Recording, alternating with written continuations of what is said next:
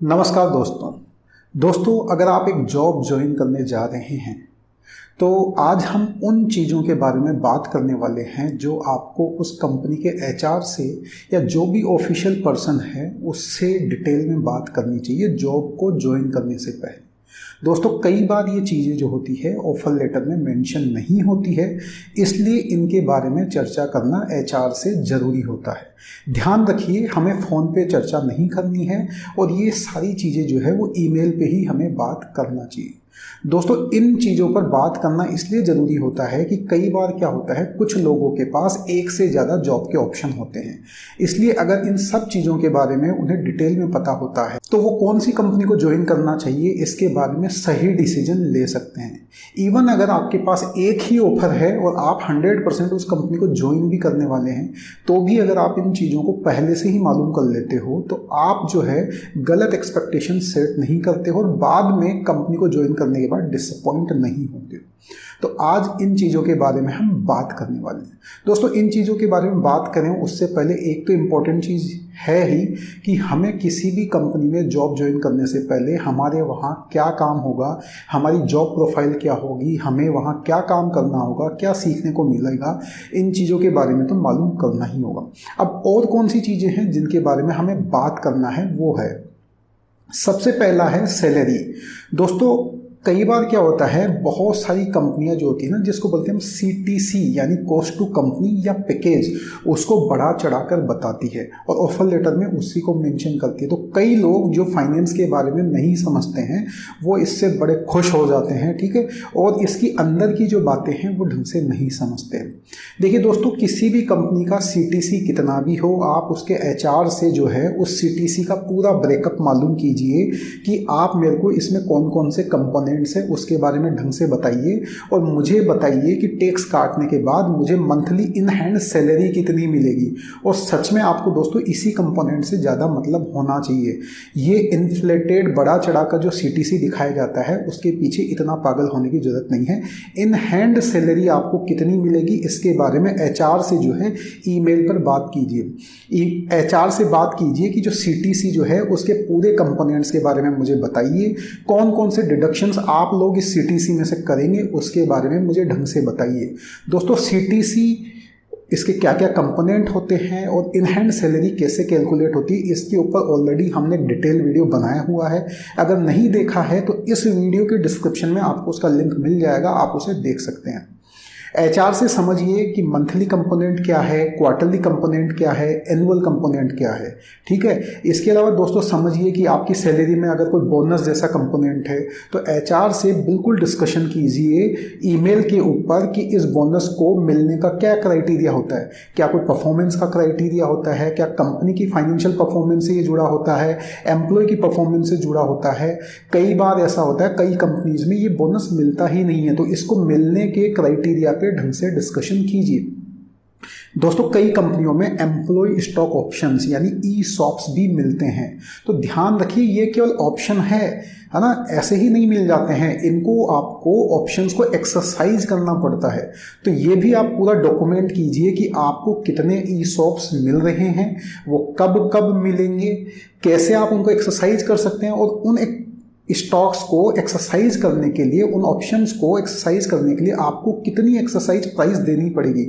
बहुत बार एम्प्लॉयज के साथ ऐसा भी होता है कि उन्हें ई-सॉप्स जो है कई कंपनियों के द्वारा नहीं दिए जाते हैं या ज़्यादा एक्सरसाइज प्राइस पे दिए जाते हैं, तो इसको भी डॉक्यूमेंट कीजिए दोस्तों। इसके अलावा और क्या चीज़ें हैं कि क्या कोई रिलोकेशन अमाउंट है, मान लो आप एक लोकेशन से दूसरी लोकेशन पे जाके जॉब चेंज कर रहे हो तो क्या रिलोकेशन अमाउंट वगैरह है, वो कैसे मिलेगा, इन सब चीज़ों को भी डॉक्यूमेंट कीजिए।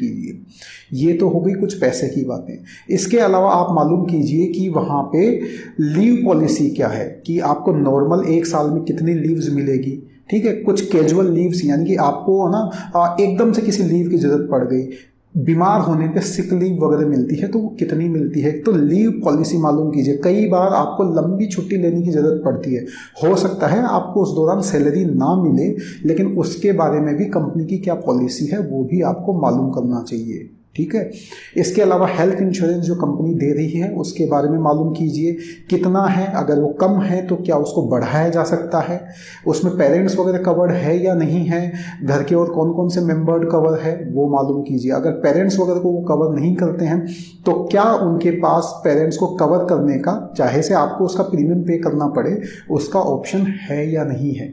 इसके अलावा वो कंपनी ग्रुप इंश्योरेंस वगैरह देती है या नहीं देती है। ग्रुप इंश्योरेंस का मतलब होता है कई बार एक कंपनी में काम करते हुए एक्सीडेंट की वजह से या बिना किसी एक्सीडेंट की एम्प्लॉय की डेथ हो जाती है तो एम्प्लॉय वेलफेयर के तहत उसके घर वालों को कुछ अमाउंट अच्छा खासा होता है, वो कई कंपनियों के द्वारा दिया जाता है।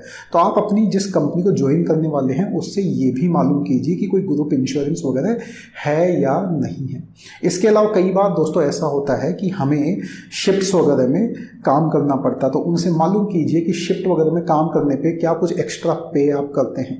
ट्रांसपोर्टेशन पॉलिसी आप मालूम कीजिए। लड़कों के लिए हो सकता है ये बात ज़्यादा इंपॉर्टेंट नहीं होती है, लेकिन लड़कियां जो कई बार होता है कि उन्हें अपने घर से दूर जाना पड़ता है ना, तो उन्हें ये ट्रांसपोर्टेशन पॉलिसी मालूम करनी चाहिए कि कंपनी क्या कैब वगैरह देती है या नहीं देती है, राइट। इसके अलावा आपको पूछना चाहिए नोटिस पीरियड के बारे में कि नोटिस पीरियड कितना है। कि मान लीजिए आप उस कंपनी को छोड़ना चाहते हैं, तो जब भी आप किसी कंपनी को छोड़ना चाहते हैं तो एक मिनिमम पीरियड आपको वहाँ सर्व करना पड़ता है, ठीक है। तो आप उसके बारे में मालूम कीजिए। प्रोबेशन पीरियड के बारे में मालूम कीजिए। जिस भी कंपनी को हम ज्वाइन करते हैं तो शुरुआत के अंदर अधिकतर कंपनियों में 6 महीने का ड्यूरेशन होता है कि 6 महीने जो होता है एक तरह से प्रोबेशन पीरियड होता है। उसमें कंपनी जो है वो खुद फ्रीडम अपने पास रखती है, आपके पास भी कुछ फ्रीडम होती है कि अगर कंपनी को आप पसंद नहीं आए तो थोड़ा शॉर्ट नोटिस पे आपको निकाल सकती है और आप भी जो है कंपनी को प्रोबेशन पीरियड में जल्दी छोड़ सकते हैं। तो उसके बारे में भी डिटेल में मालूम कीजिए। इसके अलावा आपको उस कंपनी की अप्रेजल साइकिल, अप्रेजल पॉलिसी के बारे में भी मालूम करना चाहिए। आपको एचआर से पूछना चाहिए कि जो नेक्स्ट ईयर अप्रेजल प्रोसेस होगा उसके लिए मैं एलिजिबल हूँ या नहीं हूँ। कई बार क्या होता है, जो एनुअल अप्रेजल साइकिल होता है उसके अंदर कंपनी का कुछ रूल होता है कि इस पर्टिकुलर डेट से पहले जिन लोगों ने ज्वाइन किया है वो ही अप्रेजल के लिए एलिजिबल है, उसके बाद वाले लोग एलिजिबल नहीं होते हैं। तो आपको इसे मालूम कर लेना चाहिए ताकि अगर मान लो आप एलिजिबल ना हो तो आपको डिससेटिस्फेक्शन, डिसअपॉइंटमेंट ना हो। इसके अलावा आपको ये भी पूछना चाहिए कि अभी मैं किस पोजीशन पे ज्वाइन कर रहा हूँ, इसके आगे की और कौन सी पोजीशंस होती है, उन पर पहुंचने के लिए क्या क्राइटेरिया होता है, कितना समय लगता है। तो दोस्तों इसके अलावा भी और कई चीज़ें हो सकती है, लेकिन इन चीज़ों को आपको किसी भी कंपनी को ज्वाइन करने से पहले एचआर से ऑन ईमेल जो है डॉक्यूमेंट कराना चाहिए ताकि आप सही डिसीजन ले सके। उम्मीद करते हैं कि ये वीडियो आपको पसंद आया होगा। इसे आप अपने दोस्तों के साथ भी शेयर कर दीजिए। मिलते हैं अगले वीडियो के साथ, तब तक के लिए जय हिंद, जय भारत।